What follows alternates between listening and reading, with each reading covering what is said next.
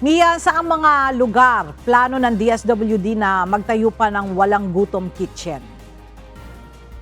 Magandang tanghali sa iyo, Ella. Sa expansion na isasagawa ng DSWD, plano nitong magkaroon ng walang gutom kitchen sa area ng Bangsamoro Autonomous Region and Muslim Mindanao, maging sa Visayas, gayon din sa Bicol Region.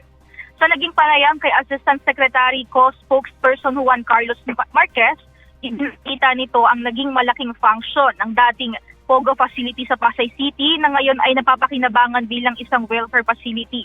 Magmula ng ilunsad ang walang gutom kitchen ng DSWD dito. Ayon kay Asik Marquez, ngayon taon planong magdagdag ng walang gutom kitchen facility sa BARM, maging sa bahagi ng Visayas, partikular na sa Leyte at Samar, gayon din sa Bicol Region. Kaya naman patuloy din ang panawagan nito sa mga nagnanais na maging volunteer sa natulang proyekto, gayon din ang pagdadagdag pa ng bilang ng mga maaaring sumuporta dito para sa layunin ng mas malaki pang bilang na mapapakain ng mga kababayang nangangailangan.